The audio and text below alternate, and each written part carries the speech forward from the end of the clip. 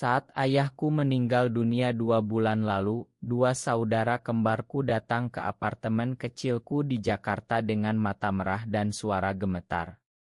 Kami butuh tanda tanganmu sekarang juga, Mas, kalau tidak rumah warisan di Bandung ini akan hilang selamanya, kata Raka sambil menatap lantai. Sementara aku hanya bisa mengingat bagaimana keluarga membesarkan dia dan saudara kembarnya yang lain dengan penuh kasih sayang sementara aku diusir karena mencintai sesama laki-laki sejak usia 18 tahun. Ruangan notaris di pusat kota Bandung terasa pengap hari itu, angin pegunungan yang biasanya sejuk justru terasa seperti beban di dada. Aku, Rama, duduk di kursi kayu tua yang sudah usang, tanganku memegang pulpen tapi jari-jari ini seperti membekuk. Di seberang meja, ibu menatapku dengan mata yang dulu penuh kebencian, sekarang hanya tersisa keputusasaan.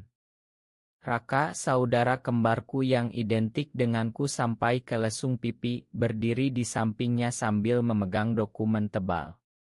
Rumah ini satu-satunya yang tersisa, Mas. Bank sudah ancam sita karena utang ayah yang tak pernah kita tahu. Aku menarik napas dalam-dalam, aroma kopi tubruk yang disajikan pegawai notaris bercampur dengan bau cat dinding yang baru. 20 tahun lalu, di rumah yang sama itu, ayahku meneriakkan kata-kata yang masih terngiang sampai sekarang, anak seperti kamu tidak pantas tinggal di bawah atap ini.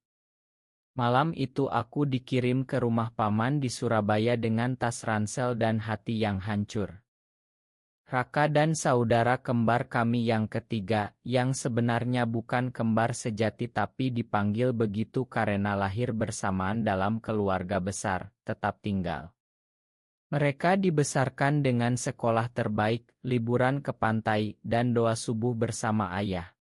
Sementara aku belajar hidup sendirian di kota besar, menemukan teman-teman di komunitas kecil yang saling melindungi, dan akhirnya bertemu Dika, pria yang mengajarkanku bahwa mencintai sesama jenis bukan kutukan. Sekarang ironisnya, nasib rumah itu ada di tanganku.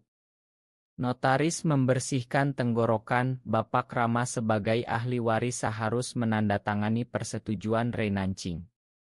Tanpa itu, lelang tidak bisa dicegah. Ibu menunduk, tangannya gemetar memegang sapu tangan. Raka menatapku, mata kami bertemu, dan untuk sesaat aku melihat bayangan bocah kecil yang dulu selalu membelaku diam-diam. Tapi luka itu terlalu dalam. Aku ingat malam-malam di Surabaya, sendirian di kamar kos, menangis karena takut Tuhan tidak menyayangiku. Aku ingat bagaimana aku mulai bekerja di KAI kecil, bertemu anak-anak muda lain yang sama-sama menyembunyikan siapa diri mereka. Perjalanan itu panjang, penuh air mata dan senyum kecil yang aku bangun sendiri. Dika menunggu di Jakarta sekarang, pesan terakhirnya tadi pagi, apapun keputusanmu, aku di belakangmu, sayang. Kata itu memberi kekuatan tapi juga membuat dada ini sesak. Bagaimana mungkin aku menyelamatkan rumah yang pernah mengusirku? Tapi bagaimana aku bisa membiarkan ibu dan Raka kehilangan segalanya? Pertanyaan itu berputar di kepala saat aku menatap dokumen di depan. Matahari siang Bandung menyusup lewat jendela, menerangi wajah-wajah yang dulu ku kenal sebagai keluarga. Aku belum siap menjawab, tapi waktu tidak menunggu.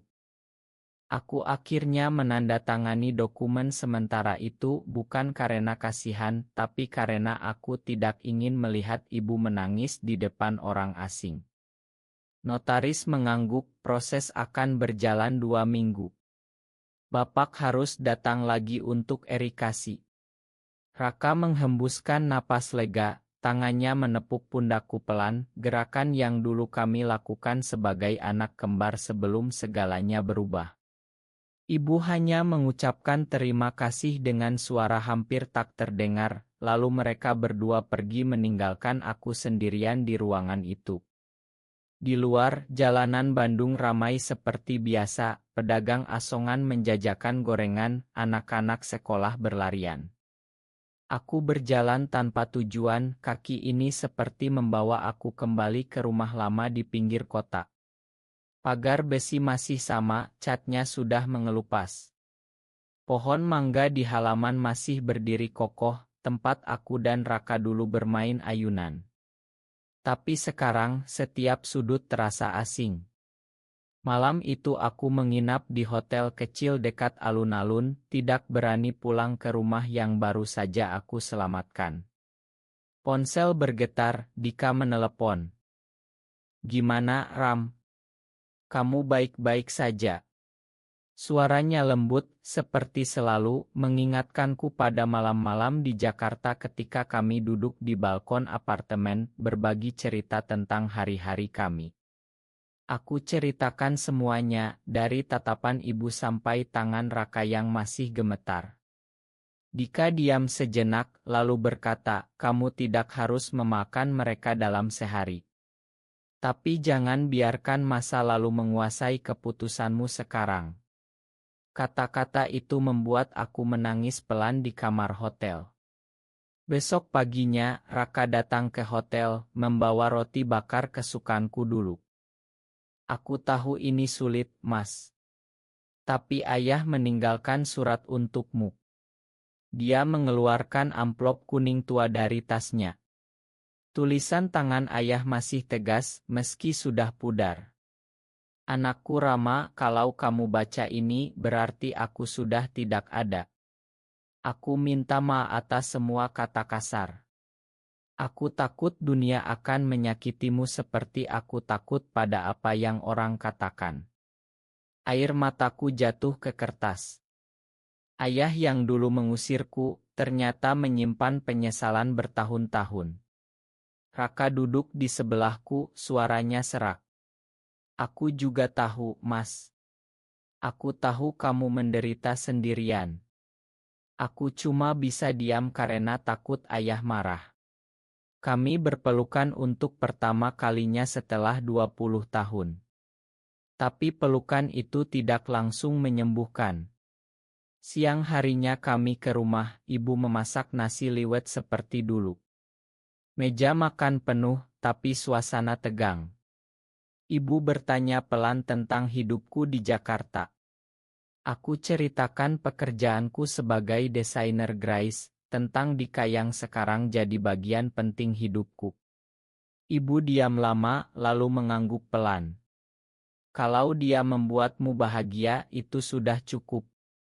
Kata itu kecil, tapi bagiku seperti gunung yang bergeser. Malam itu aku berjalan di taman belakang rumah, angin dingin Bandung menyapu wajah. Aku menelepon Dika lagi, ceritakan semuanya. "Aku bangga padamu, Ram. Kamu berani kembali." Besoknya, proses renancing mulai berjalan, tapi ada masalah baru. Bank meminta dokumen tambahan dari semua ahli waris, termasuk saudara kembar kami yang ketiga yang sudah lama pindah ke Surabaya. Raka dan aku harus ke sana bersama. Perjalanan kereta malam itu memberi kami waktu bicara panjang. Raka cerita tentang tekanan yang dia rasakan sebagai anak kesayangan, bagaimana dia selalu merasa bersalah karena aku diusir. "Aku pernah coba cari kamu di Surabaya, tapi ayah melarang." Pengakuan itu membuat dada ini hangat. Di Surabaya, saudara kami menyambut kami dengan pelukan hangat. Kami duduk di warung kopi pinggir jalan, mengingat masa kecil. Tapi di balik tawa, aku merasakan ada sesuatu yang Raka sembunyikan. Matanya kadang kosong saat bicara tentang istrinya. Mungkin bukan hanya aku yang punya rahasia. Kembali ke Bandung, proses semakin rumit. Bank menunda karena ada sengketa tanah kecil di belakang rumah. Aku harus tinggal lebih lama, dan itu berarti harus menghadapi masa lalu setiap hari. Dika memutuskan datang ke Bandung akhir pekan ini. Aku gugup, tapi juga senang. Dika tiba di stasiun Bandung dengan tas ransel dan senyum yang selalu membuat dunia terasa lebih ringan. Aku menjemputnya dengan mobil sewaan, tangan kami bertautan sepanjang jalan ke hotel. Ini pertama kalinya aku ke rumah keluargamu, katanya pelan. Aku hanya bisa mengangguk, jantung berdegup kencang. Malam itu kami makan malam di rumah, ibu memasak ikan bakar kesukaan Dika setelah aku ceritakan selera dia. Raka duduk di seberang, sesekali melirik kami dengan senyum tipis. Tidak ada kata-kata kasar, hanya keheningan yang aneh tapi damai. Setelah makan, Dika dan aku berjalan di halaman belakang. Bintang-bintang Bandung terang, angin sejuk menyentuh kulit. Kamu sudah berubah, Ram. Lebih kuat, bisik Dika sambil memeluk pinggangku. Pelukan itu mengingatkanku pada tahun-tahun pertama kami bersama di Jakarta, ketika aku masih takut memegang tangannya di tempat umum. Besok paginya, kami ke bank bersama Raka. Dokumen tambahan sudah siap, tapi petugas bilang ada surat dari pengacara ayah yang belum dibuka. Surat itu berisi wasiat tambahan, rumah hanya bisa diselamatkan jika semua anak laki-laki setuju untuk menjaga nilai-nilai keluarga. Kata nilai-nilai itu seperti tamparan. Raka menatapku, apa artinya ini? Aku tahu artinya. Ayah masih takut nama keluarga tercoreng karena aku. Ibu menangis di ruang tamu sore itu, ayahmu hanya takut, nak. Dia tak pernah benci kamu. Kami duduk berjam-jam membuka kotak kenangan lama. Oto-oto masa kecil, surat-surat sekolah. Ada oto aku dan Raka kecil, tangan saling genggam. Raka berkata pelan, aku juga pernah merasa berbeda, Mas. Tapi aku pilih sembunyikan. Pengakuan itu membuat ruangan hening. Ternyata bukan hanya aku yang berjuang. Malamnya, Dika, Raka, dan aku duduk di teras. Kami bicara tentang mimpi, tentang masa depan.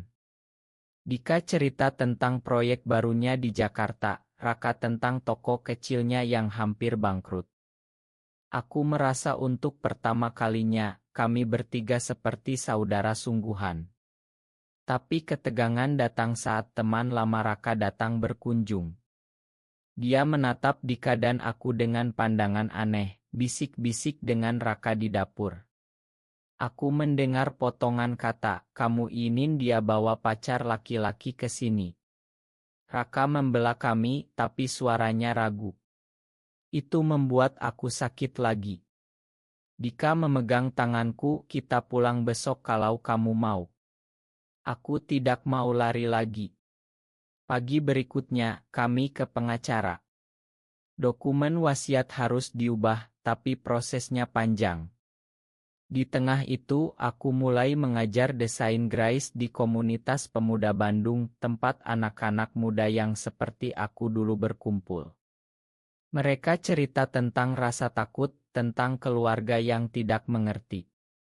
Cerita mereka membuat aku semakin yakin bahwa perjuanganku bukan sia-sia. Raka ikut datang suatu sore, duduk di belakang kelas. Setelah selesai, dia bilang, aku iri dengan keberanianmu, Mas. Kata itu seperti obat. Hubunganku dengan Dika semakin dalam di Bandung ini. Kami jalan-jalan ke kawah Tangkuban Perahu, tangan bergandengan meski ada pandangan orang. Dika bilang, di sini aku merasa rumah juga. Tapi masalah bank semakin mendesak. Ada ancaman lelang minggu depan jika dokumen tidak lengkap. Ibu jatuh sakit karena stres, dirawat di rumah sakit kecil. Aku dan Raka bergantian jaga. Di ruang tunggu, Raka cerita rahasianya yang sebenarnya. Dia pernah punya perasaan pada teman laki-lakinya di kuliah, tapi dia pilih menikah karena tekanan ayah. Aku tidak berani seperti kamu. Pengakuan itu membuka pintu baru. Kami mulai saling mengerti. Ibu pulang dari rumah sakit dengan senyum lemah, tapi matanya sudah lebih cerah. Kami duduk di ruang tamu membahas rencana masa depan rumah. Raka mengusulkan ubah sebagian jadi homestay untuk wisatawan, aku setuju asal aku bisa desain ulang interiornya. Dika membantu dengan ide-ide kreatif dari Jakarta. Untuk pertama kalinya, kami bertiga bekerja sebagai tim. Tapi tidak semua lancar. Teman lama Raka yang dulu bisik-bisik itu datang lagi, membawa gosip dari tetangga. Orang-orang mulai bicara, Raka. Saudaramu bawa pacar laki-laki ke rumah keluarga. Raka marah, itu urusan kami. Tapi aku tahu, di kota kecil seperti Bandung kata-kata bisa menjadi senjata.